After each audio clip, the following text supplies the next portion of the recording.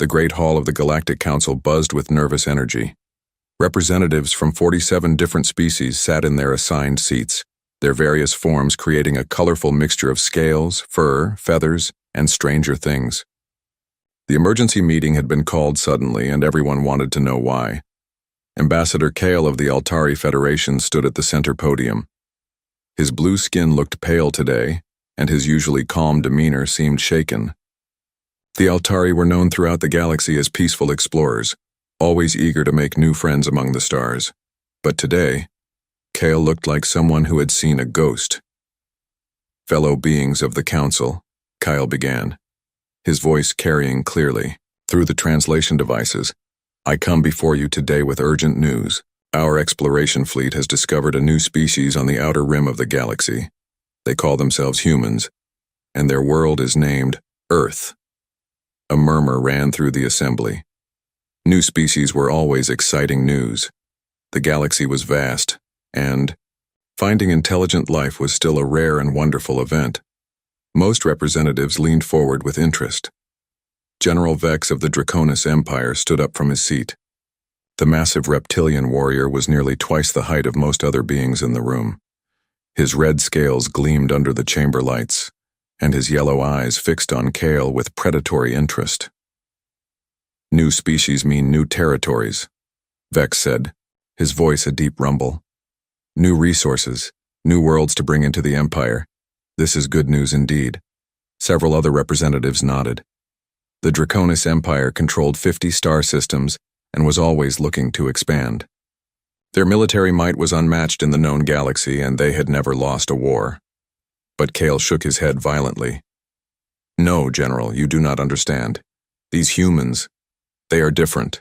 They are dangerous in ways we have never encountered before." Laughter erupted from the Draconis section. General Vex's officers found the idea amusing. The Altari were known for being cautious, but this seemed extreme even for them. "Dangerous?" Vex asked, still chuckling. "Ambassador, with respect, your people see danger in their own shadows. What could one primitive species possibly do to threaten the mighty Draconis Empire?" Kale's hands trembled as he activated the holographic display above the podium. Images of a blue and green world appeared, showing continents and oceans that looked surprisingly similar to many other inhabited worlds. "Let me tell you what we found," Kale said quietly. "Earth is a beautiful world, rich in resources and perfect for life. When our ships first approached, we expected to find a peaceful civilization, perhaps in its early stages of development. The display changed to show images of human cities. Tall buildings reached toward the sky, vehicles moved along paved roads, and millions of lights twinkled in the darkness. They have achieved basic spaceflight," Kale continued. "They have small colonies on their moon and nearby planets. By all appearances, they seemed like any other developing species, so we made contact using standard peaceful protocols." The assembled representatives watched with interest. First contact procedures were well established. The Altari were experts at it, having successfully introduced dozens of species to galactic civilization. "What happened next changed everything we thought we knew about warfare," Kale said, his voice dropping to almost a whisper. "When we landed on Earth to meet their leaders, they welcomed us. They were curious, friendly, eager to learn about the galaxy beyond their world. We spent months with them, studying their culture and sharing our knowledge." General Vex looked bored. "This all sounds perfectly normal, Ambassador. Where's this supposed danger you speak of?" Kyle's eyes met the general's, and there was something in that gaze that made even the mighty Draconis warrior pause. "The danger, General, is in their history. While we were learning about human culture, we discovered something terrifying. These beings have never known true peace. For their entire recorded history, they have been at war. Many species have violent pasts," interrupted Commander Zira of the hegemony. "We all evolved from predators. What makes humans special?" "Because they never stopped," Kale replied. "We found peace through diplomacy. Others found it through conquest or exhaustion. But humans have been fighting each other for over 5,000 years without a single decade of complete global peace." The chamber fell silent. Representatives began to look uncomfortable. Cal continued, They have fought with sticks and stones. They have fought with metal swords and wooden shields. They have fought with gunpowder weapons and mechanical devices. They have even fought with weapons that can split atoms and destroy entire cities in seconds. The holographic display changed to show images from human history. Ancient battles with thousands of warriors clashing with bronze weapons. Medieval knights in armor charging across fields. Modern soldiers with advanced rifles fighting in trenches. And finally, the mushroom clouds of nuclear explosions. They have weaponized everything, Kale said, his voice filled with a mixture of awe and horror. Their music, their art, their very words can be turned into weapons. They have created poisons that can kill millions, diseases that can wipe out entire populations, and bombs that can crack the surface of planets. General Vex leaned forward, suddenly more interested. Impressive weapons for primitives, but weapons can be countered. Numbers can overwhelm any defense. You still do not understand, Kale said desperately. It is not their weapons that make them dangerous. It is their minds.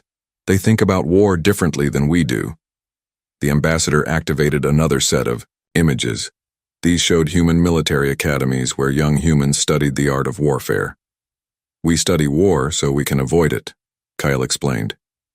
Humans study war so they can perfect it. They have schools dedicated entirely to the science of combat. They analyze every battle they have ever fought, learning from each victory and defeat. They write books about strategy that are thousands of years old and still studied today. They create simulations of battles that never happened, just to explore new ways of fighting. They turn warfare into mathematics, calculating exactly how to achieve maximum destruction with minimum resources. The chamber was completely silent now. Even General Vex had stopped laughing. But perhaps most terrifying of all, Kale continued, is that they know when to stop, despite having the power to destroy their own world many times over. They choose restraint. They are not mindless killers or savage beasts. They are intelligent, calculating warriors who understand the true cost of war better than anyone else in the galaxy. Kale looked directly at General Vex. When our cultural exchange was complete, I asked their military leaders what would happen if someone attacked Earth. Do you know what they told me? The general said nothing, waiting. They said they would not just defend themselves. They would hunt down every ship, every base, every world that belonged to their attackers. They would dismantle their enemy's entire civilization, piece by piece, until nothing remained but ashes and regret. Kyle's voice grew urgent. And then, General, they smiled.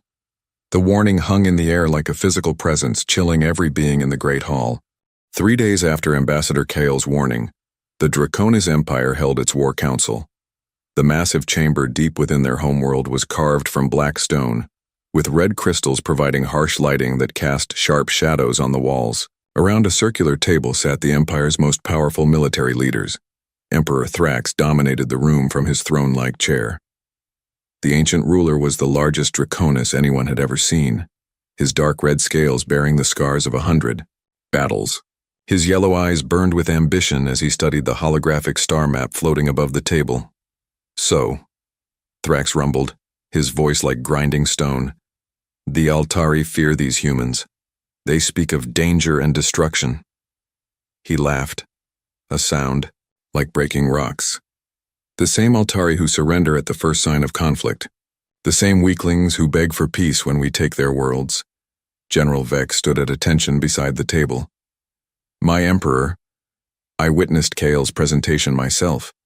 The ambassador seemed genuinely frightened. Perhaps we should investigate further before taking action. Investigate? Thrax's eyes narrowed dangerously. Are you suggesting the mighty Draconis Empire should cower before rumors and ghost stories? Of course not, my lord, Vex said quickly. But the Altari are excellent scouts. Their information is usually accurate. Their information about military strength is worthless, Admiral Rax interrupted from across the table. The naval commander was younger than most others present, but his record was perfect. He had conquered 12 star systems for the Empire without losing a single major battle. Look at the facts, Rax continued, activating his own holographic display. This human homeworld, Earth, sits alone on the outer rim. They have barely achieved faster than light travel, Our intelligence shows they have small mining operations on nearby asteroids and a tiny research station on their moon. The display showed images captured by long-range Draconi spy probes. Human spacecraft looked primitive compared to Empire vessels. Their largest ships were clearly designed for cargo transport, not warfare. Their technology is at least 200 years behind ours, Rax explained. They use chemical rockets for most of their space travel. Their weapons appear to be based on projectile systems rather than energy weapons. They do not even have proper shield technology. Emperor Thrax leaned forward with interest. What about their planetary defenses? Minimal, Rax replied confidently. A few orbital platforms around Earth itself, but nothing that could stop a proper invasion fleet. Their military appears to be focused on ground-based forces, not space combat. Commander Drex, leader of the Empire's ground forces, snorted with amusement. Ground forces? How primitive. Do they still fight with swords and spears? Projectile weapons mostly, Rax answered. Chemical explosives. Very basic compared to our plasma cannons and energy shields. Their soldiers wear simple armor that would not stop even our weakest weapons. The War Council continued for hours, analyzing every piece of intelligence about humanity. The more they learned, the more confident they became. Humans seemed to be exactly what they appeared, a young species taking its first steps into the galaxy. What about their population? Asked General Zek, the Empire's strategic planner. Approximately 8 billion on their homeworld, Rax responded.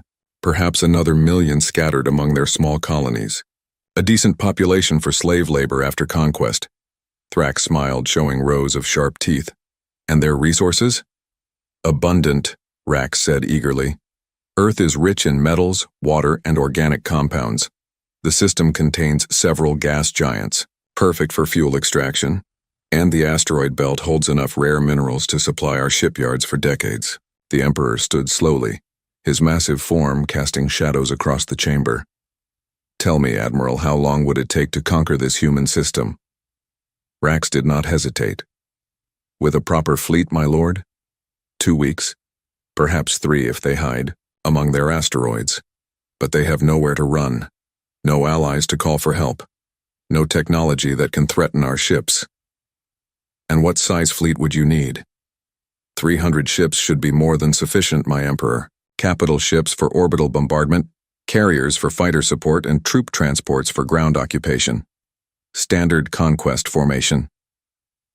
Thrax walked to the star map, studying the location of Earth's system. It was indeed isolated, far from any major trade routes or allied civilizations, the perfect target for expansion. The Altari spoke of human history, General Vex said carefully. Their wars and weapons. Primitive conflicts between primitive people, Thrax dismissed. Every species fights before it learns civilization. The strong survive, the weak serve. It is the natural order. But my lord, Vex pressed, Kale seemed to believe their experience makes them dangerous. Thrax turned to face his general, and Vex immediately lowered his eyes in submission. Are you questioning my judgment, General? Never, my Emperor. I merely suggest caution. Caution is for the weak, Thrax declared. The Draconis Empire was built through strength and decisive action. We have conquered 50 star systems. We have defeated species with technology far superior to these humans. We have never lost a war. The Emperor returned to his throne. Decision made. Admiral Rax, you will assemble the conquest fleet. General, Vex, prepare ground forces for occupation duties. Commander Drex, ready the slave processing centers. My lord, Rax said with excitement, shall I inform the Galactic Council of our intentions? Standard protocol requires protocol. Thrax laughed harshly. Since when does the Empire ask permission to expand? The humans are not council members. They have no treaties or protections.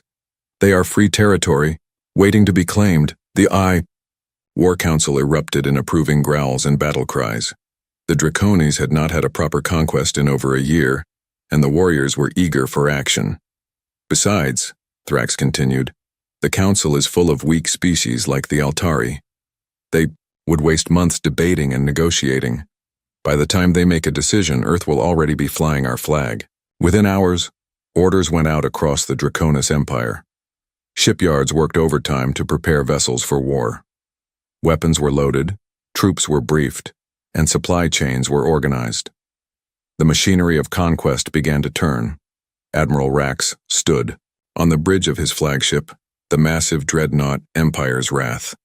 Through the viewport he could see the assembled fleet, 300 ships of various sizes, from nimble fighters to planet-killing battleships. It was enough firepower to reduce worlds to ash. "Admiral," his communications officer reported, "the fleet is ready for departure." "Excellent," Rax replied. "Set course for the Sol system, maximum speed." As the Draconis warfleet engaged there, faster-than-light drives, and disappeared into hyperspace, heading toward Earth, none of them noticed the small Altari scout ship that had been monitoring their preparations. Ambassador Kale watched the departure with growing dread. His attempts to warn the Council had failed. His direct appeals to the Emperor had been ignored. Now, the most powerful military force in the galaxy was heading toward a world they did not understand. Kale tried desperately to send a warning message to Earth, but Draconis jamming technology blocked all communications to the Sol system. The humans would face the invasion alone, with no warning of what was coming. As his ship jumped to hyperspace, racing to alert the Galactic Council, Kale could only hope that his fears were wrong. Perhaps the humans were just another primitive species after all. Perhaps the Draconis would achieve another easy victory. But deep in his heart, the ambassador knew better. The galaxy was about to learn why humans smiled when they talked about war. The Draconis warfleet dropped out of hyperspace at the edge of Earth's solar system like a cloud of metal death. 300 ships of various sizes spread across the darkness, their hulls gleaming with weapon ports and armor plating.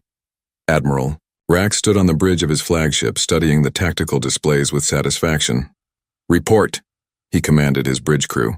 "Long-range scanners show minimal activity around the third planet," his sensor officer replied. "Several small orbital stations, a few dozen ships moving between the inner planets. No major defensive installations detected. Just as our intelligence predicted," Rax said with a smile. "These humans are even more primitive than expected. Signal the fleet to assume attack formation." The massive Draconis ships began moving into their standard conquest pattern. Heavy battleships formed the front line, their plasma cannons charging for planetary bombardment. Carrier vessels released swarms of fighter craft that buzzed around the larger ships like angry insects. Troop transports hung back, waiting for the initial bombardment to clear any resistance. "Admiral," the communications officer reported, "we are receiving a transmission from the human vessels." "How many ships are they sending to meet us?" Rax asked, expecting to hear about desperate evacuation fleets or perhaps a small militia force.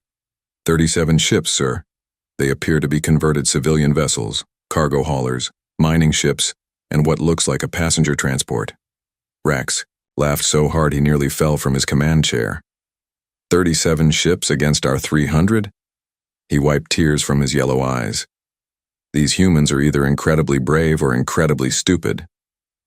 The human fleet approached slowly, their ships looking like scrap metal compared to the sleek Draconis war vessels. The largest human ship was barely 1/10 the size of Rax's flagship, and most were much smaller. "Sir, they are requesting communication," the communications officer reported. "Put them through," Rax said, still chuckling. "I want to hear what these primitives have to say before we destroy them." The main screen flickered to life, showing the bridge of a human vessel. A man in a simple military uniform sat in the captain's chair, his expression calm and alert. His name tag read, "Captain Blake." "This is Admiral Rax of the Draconis Empire," Rax announced proudly. "I am here to claim this system for the Empire. You will surrender immediately and your deaths will be quick." Captain Blake studied the Admiral for a moment, then replied in a steady voice. "This is Captain Blake of the Earth Defense Force. You have entered our territory without permission and with obvious hostile intent. You have exactly 10 minutes to leave our system, or we will be forced to defend ourselves." The Draconis bridge crew erupted in laughter. Even Rax's most serious officers found the humans' words amusing. "Defend yourselves?" Rax asked, still smiling. Captain, I have 300 warships. You have 37 cargo vessels. Do you understand mathematics? Blake's expression did not change. Admiral, we tried peace once. It didn't work out very well for the people who broke it. You now have 9 minutes and 30 seconds. You dare threaten the Draconis Empire?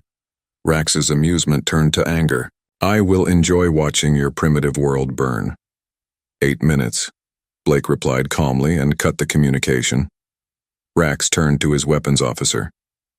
Target their flagship. One shot from our main cannon should be enough to show them the futility of resistance. Firing main plasma cannon, the weapons officer reported. A brilliant beam of energy lanced out from the Draconis flagship, capable of melting through the armor of any known ship. It struck Blake's vessel directly in the center. The human ship's hull glowed white-hot for a moment, then something impossible happened. Instead of exploding or melting, the ship absorbed the energy and continued moving forward as if nothing had occurred. What? Rax stared at his tactical display in confusion. How is their ship still intact? Unknown, sir, his weapons officer replied, panic creeping into his voice. The energy signature shows a direct hit, but there is no damage visible. Fire again, all forward batteries. Multiple energy beams struck the human fleet, but the results were the same. The ship seemed to shrug off weapons that could destroy cities. Sir, the sensor officer called out urgently, the human ships are accelerating. They are moving into attack formation. Rax watched in disbelief as the small human fleet spread out and began approaching his massive armada. Their movement patterns were unlike anything he had ever seen, seemingly random but somehow perfectly coordinated. All ships open fire, Rax commanded. Destroy them. The Draconis fleet unleashed everything they had. Plasma cannons, energy torpedoes, and particle beams filled space with deadly light, but the human ships danced between the attacks like they knew exactly where each shot would go. Then the humans fired back. What came from their ships were not energy weapons or advanced missiles. They were simple chunks of metal, accelerated to incredible speeds. But when these primitive projectiles hit Draconis vessels, they punched through shields and armor like they were made of paper. Impossible! Rax shouted as he watched 3 of his battleships torn apart by what appeared to be glorified bullets. How are they penetrating our shields? Sir, his science officer replied with terror in his voice.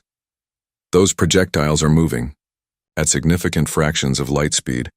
At those velocities, mass becomes irrelevant. They are hitting us with the force of small stars. The battle turned into a nightmare for the Draconis. Their superior numbers meant nothing when human ships moved like ghosts appearing where they were least expected. Their advanced weapons were useless against enemies who seemed to predict every attack. Worse still, the humans fought with a coordination that defied explanation. When one human ship was damaged, others would immediately move to protect it. When Draconis ships grouped together for mutual defense, human vessels would appear from impossible angles to strike at weak points. Admiral, his tactical officer screamed, the humans are using their own ships as weapons. Rax looked up to see one of the smaller human vessels accelerating directly toward his flagship. The ship's engines glowed white-hot as it built up speed. Evasive maneuvers, Rax ordered, but it was too late. The human ship struck the Draconis flagship at tremendous velocity, but instead of a simple collision, something far worse happened. The human vessel exploded at the moment of impact, turning itself into a directed nuclear explosion that tore through the flagship's hull like tissue paper. Emergency alarms blared throughout the bridge as atmosphere rushed out through massive hull breaches. Half of Rax's crew were dead or dying and his mighty flagship was crippled. Retreat. Rax gasped through his emergency breathing mask. All ships retreat to hyperspace. The surviving Draconis vessels fled in panic, leaving behind the wreckage of 75 ships, a quarter of their entire fleet destroyed in less than 30 minutes. As the Draconis fleet jumped to hyperspace, Captain Blake's voice reached them on an open channel. You had your chance to leave peacefully. Tell your Emperor that if he wants Earth, he'll have to come and take it himself. We'll be waiting. In the silence of space, the human fleet regrouped around their damaged vessels, already beginning repairs. They had fought the most powerful military force in the galaxy and won decisively, The war had begun, and the Draconis Empire had just learned their first lesson about underestimating humans. Admiral Rax returned to the Draconis homeworld in shame. His once mighty flagship limped into port with massive hull breaches and half its crew dead. The sight of the defeated fleet shocked the entire empire. Never before had Draconis forces suffered such devastating losses. Emperor Thrax received the admiral in the throne room, his yellow eyes burning with rage. The massive ruler's claws scraped against his stone throne as he listened to the battle report. 75 ships destroyed, Thrax repeated slowly, his voice like grinding metal. A quarter of our invasion fleet, defeated by 37 primitive vessels. My emperor, Rax said, kneeling before the throne, these humans fight unlike any enemy we have faced. Their weapons are crude but effective. Their tactics are unpredictable. They seem to know exactly what we will do before we do it. Excuses, Thrax roared, standing to his full towering height. The Draconis Empire does not lose battles to primitives. You will return with the full battle fleet. Every ship we have, crush these humans completely. Within days, the Empire mobilized its entire military force. 800 warships gathered in space above the Draconis homeworld, the largest fleet ever assembled. General Vex commanded the ground forces while Admiral Rax led the space battle. Groups, they would not underestimate the humans again. This time we take no chances, Thrax declared at the final war council.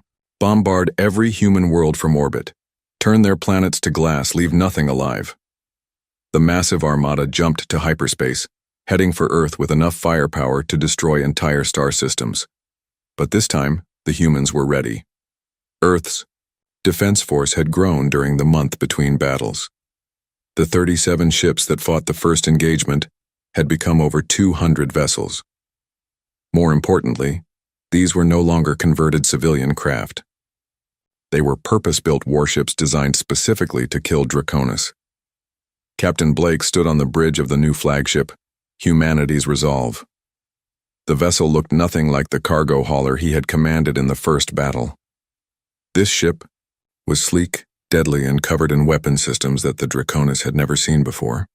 Sir, his communications officer reported, long-range sensors detect the Draconis fleet. 800 ships, all military class. 800, Blake mused. They're serious this time. Signal the fleet to assume defensive positions around Earth and activate the orbital platforms. What the Draconis scouts had missed during their reconnaissance were the massive weapon platforms humanity had built in Earth's shadow. Disguised as asteroids and space debris, these installations contained humanity's most devastating weapons. When the Draconis fleet arrived, they found not 37 ships, but a coordinated defense network that spanned the entire solar system.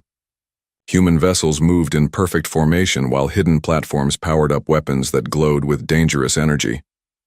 All ships attack, Admiral Rax commanded, determined not to repeat his previous failure. Overwhelm them with numbers.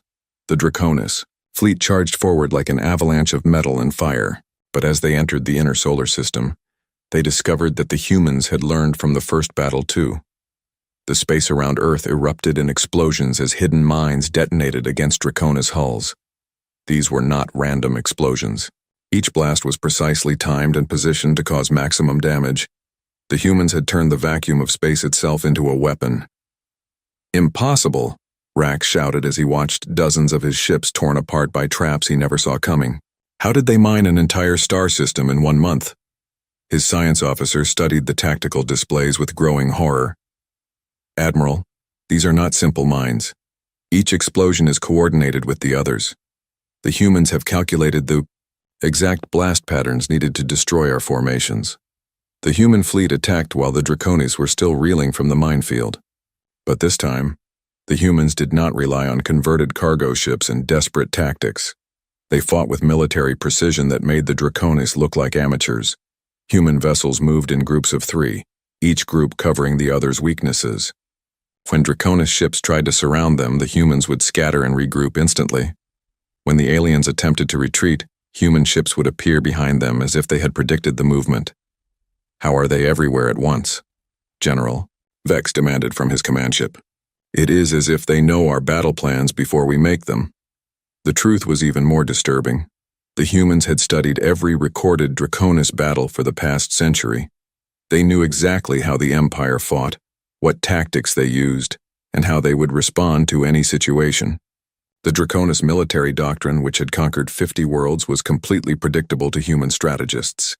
But the real horror came when Draconis forces tried to land on human colonies. The Empire had planned to use their superior ground forces to capture human worlds, but they found that every human settlement had become a fortress. On Mars, Draconis troops landed to find empty cities that turned into death traps. Every building was booby-trapped, every street was a kill zone, and every human civilian was apparently a trained soldier. The Red Planet became a graveyard for Draconis ground forces. "Sir," Commander Drex reported from the surface, his voice filled with panic, "the humans have disappeared. The entire population has vanished, but they left behind thousands of automated weapons. The cities are killing our troops without any defenders present. On Europa, the Ice Moon's human mining colonies proved even more dangerous. The humans had used their knowledge of the moon's unstable ice sheets to create massive traps. When Draconis forces landed, entire sections of the surface collapsed, swallowing hundreds of troops in freezing water. But most disturbing of all was what happened on the asteroid belt mining stations. The humans did not fight to defend them. Instead, they evacuated completely, leaving behind what appeared to be normal mining equipment. When Draconis forces occupied the stations, they discovered too late that the mining equipment had been converted into weapons. Asteroid processing plants became mass drivers, firing chunks of rock at near-light speed toward Draconis ships. The aliens found themselves under bombardment from their own captured positions. "They have turned everything into a weapon," Rack screamed as another of his battleships was destroyed by what had once been a simple ore processor. "Their mining equipment, their construction tools, even their waste disposal systems are trying to kill us." The war that the Draconis expected to win in days dragged on for months. Every victory came at a terrible cost, and the humans adapted to every tactic faster than seemed possible. Worse still, captured Draconis technology began appearing in human hands, improved and turned against its original creators. "Admiral," his intelligence officer reported during one particularly bad week, "the humans have somehow copied our shield technology and made it better. Their new ships are completely immune to our plasma weapons." "How is that possible?" Rax demanded. "We only lost those ships 3 days ago." "Unknown, sir. But they are also using our own communication frequencies to coordinate their attacks. They appear to understand our technology better than we do." As the Draconis fleet slowly retreated toward the outer solar system, having lost over half their ships, Admiral Rax finally understood what Ambassador Kale had tried to warn them about. The humans were not just defending their home. They were learning, adapting, and evolving their tactics with every battle. The Draconis Empire, which had never lost a war, was being systematically dismantled by an enemy that treated warfare like a science. 6 months after the war began, the remnants of the Draconis fleet limped back toward their home system. Admiral Rax commanded only 150 ships from the original 800 that had attacked Earth. His once proud armada was broken, defeated, and demoralized. But as they dropped out of hyperspace near the Draconis homeworld, Rax discovered something that made his blood freeze. Human ships were already there, waiting for them. "Impossible," Rax whispered, staring at the tactical display. 20 human vessels hung in space between his fleet and the planet, their sleek forms dark against the stars. "How did they get here?" "We destroyed all their hyperspace-capable ships." His science officer's voice trembled with fear. "Sir, these are not the same ships we fought at Earth. The design is completely different. It appears they have reverse-engineered our faster-than-light technology and improved it." On the planet's surface, Emperor Thrax stood in his throne room, watching through the great windows as strange fires burned across his capital city. But these were not random fires of destruction. They were precise, controlled burns that targeted only military installations, communication centers, and weapon factories. "Report," Thrax demanded as General Vex entered the chamber, his armor scorched and his scales blackened with smoke. "My Emperor," Vex said, barely able to stand. "The The humans arrived 3 days ago, not with a massive invasion fleet, but with small teams that appeared from nowhere. They struck every military base simultaneously, disabled our planetary defense grid, and captured our primary spaceports. How many troops did they land? Thrax asked, his claws digging into his throne. Unknown, my lord, we never saw them coming. Our sensors detected no landing craft, no transport ships. They simply appeared inside our most secure facilities as if they materialized from thin air. The truth was even more impressive than General Vex realized.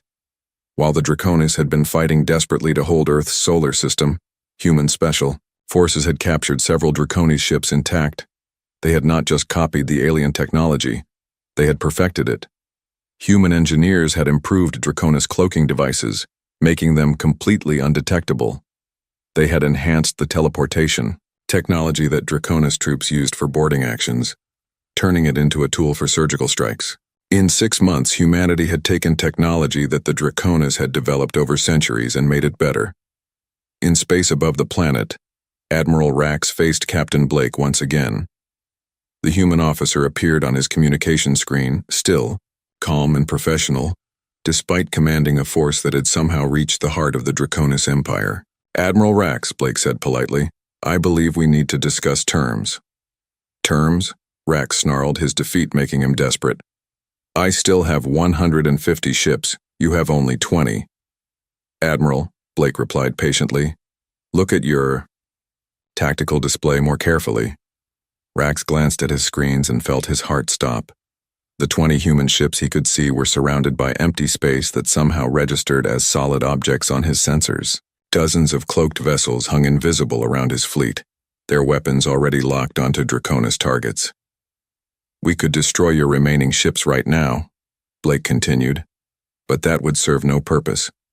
The war is over, Admiral. The question is what happens next. On the planet below, Emperor Thrax faced his own impossible situation. Human soldiers had occupied every major city on the Draconis homeworld, but they had done so without killing a single civilian. Military targets were destroyed with surgical precision, but hospitals, schools, and residential areas remained untouched. They could have killed everyone, General Vex reported in amazement. Their weapons are powerful enough to crack our planet's crust. Instead, they disabled our military and left the population unharmed. I do not understand their strategy. Thrax understood perfectly, and it terrified him more than any threat of destruction. The humans were not conquerors seeking to enslave or destroy their enemies. They were demonstrating something far more dangerous, the power to completely control their opponent's fate. The communication system in the throne room activated, and Emperor Thrax found himself face to face with a human general. The man was older than Captain Blake, with gray hair and tired eyes that had seen too much war. Emperor Thrax, the human said, I am General Adams of the Earth Defense Command. We need to talk. You dare address the Emperor of the Draconis Empire as an equal, Thrax roared, his pride making him defiant even in defeat. No, Adams replied calmly. I address you as the former emperor of a former empire. Your military is destroyed, your fleet is captured, and your worlds are under our control, but we are not here to gloat or to rule over you. Thrax leaned forward, confused despite his anger. Then why are you here? To offer you something your empire never offered its enemies, Adams said. A chance to surrender with dignity, a chance to rebuild, a chance to learn from your mistakes. The human general activated a holographic display showing star maps of Draconis space. Red marks indicated worlds that had been captured or controlled, but surprisingly, most of the Empire's territory remained under alien control. We have taken your military capability, Adams explained, but we have no interest in ruling your people. You will withdraw from all conquered worlds and return them to their original inhabitants. You will dismantle your war machine and focus on peaceful development. And you will accept human observers to ensure you keep these agreements. And if we refuse? Thrax asked, though he already knew the answer. Then we will do what you planned, to do to Earth, Adams replied simply. But I do not think that will be necessary. Your people are not evil, Emperor. They are simply following leaders who chose conquest over cooperation. Over the following weeks, The galaxy watched in amazement as the Draconis Empire formally surrendered to humanity. The peace treaty that followed was unlike anything in galactic history. Instead of demanding tribute or territory, the humans insisted on education and reform. Human teachers arrived on Draconis worlds to share knowledge of science, medicine, and engineering. Human doctors provided medical care to wounded Draconis soldiers. Human engineers helped rebuild the infrastructure that had been damaged during the war.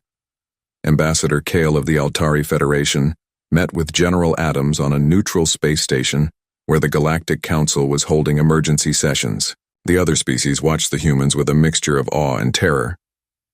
"Your people could have destroyed the Draconis completely," Kale observed. "Why show mercy to those who would have shown you none?" Adams looked out at the stars through the station's viewport, his expression thoughtful. "Because we learned something a long time ago, Ambassador. The strongest civilizations are not the ones that can destroy their enemies. They are the ones that can choose not to." "But surely you must want something in return," Kale pressed. "Resources, territory, tribute." "We want peace," Adams replied simply. "Real peace, the kind that comes when former enemies become friends. The Draconis are not our enemies anymore. They are our responsibility." The Galactic Council formally recognized humanity as a major power, not through conquest, but through their demonstration of strength tempered by wisdom. Human ships began patrolling former Draconis space, not as occupiers, but as protectors, ensuring that the cycle of conquest and revenge would finally end. In his final report to the Council, Ambassador Kale wrote, "The humans have taught us that true power lies not in the ability to destroy, but in the wisdom to know when destruction is unnecessary. They have turned their greatest strength, their understanding of war, into their greatest gift, the knowledge of how to build lasting peace." The galaxy had learned why you should never attack humans. Not because they were the strongest, but because they understood conflict better than anyone else, and they had chosen to use that knowledge to protect rather than conquer.